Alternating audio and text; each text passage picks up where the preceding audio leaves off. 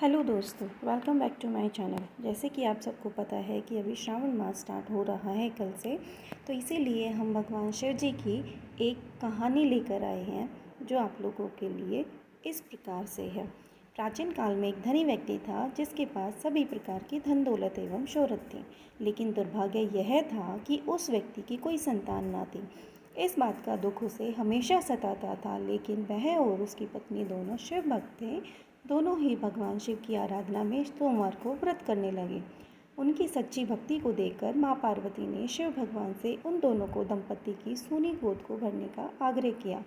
परिणाम स्वरूप शिव के आशीर्वाद से उनके घर में पुत्र ने जन्म लिया, लेकिन बालक के जन्म के साथ ही एक आकाशवाणी हुई, यह बालक अल्पायु होगा।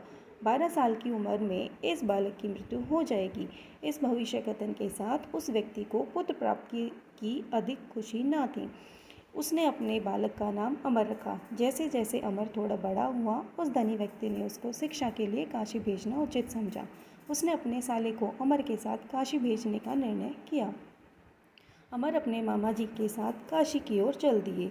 रास्ते में उन्होंने जहाँ जहाँ विश्राम किया, वहाँ वहाँ उन्होंने ब्राह्मणों को दान दक्षिणा दी। चलते चलते वे एक नगर में पहुँच गए जहाँ पर एक राजकुमारी के विवाह का समारोह हो रहा था।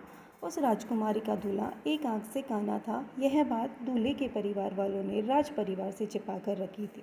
उन्हें इस बात का डर था कि यह बात अगर राजा को पता चल गई तो यह शादी नहीं होगी।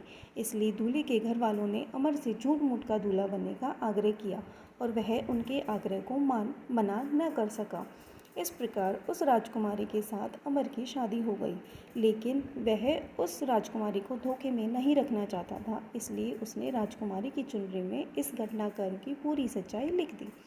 राजकुमारी ने जब अमर के उस संदेश को पढ़ा, तब उसने अमर को ही अपना पति माना और काशी से वापस लौटने तक उसका इंतजार करने को कहा। अमर और उसके मामा वहाँ से काशी की ओर चल दिए। समय का पहिया आगे बढ़ता रहा। उधर अमर हमेशा धार्मिक कार्यों में लगा रहता था। जब अमर ठीक 12 साल का हुआ, तब वह शिव मंदिर में भोले बाबा को बेलपत्तियाँ चढ़ा रहा था।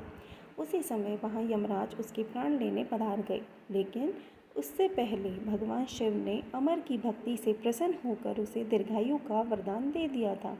परिणाम स्वरूप यमराज को खाली हाथ लौटना पड़ा।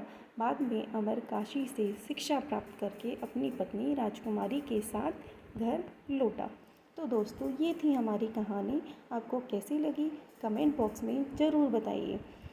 और अगर आपको मेरी कहानी पसंद आई हो तो मेरी वीडियो को लाइक कीजिए, चैनल को सब्सक्राइब कीजिए, ताकि आपको अगली मैं कोई भी स्टोरी डालती हूँ या भी कोई भी वीडियो डालती हूँ तो उसकी नोटिफिकेशन आपको मिल जाए।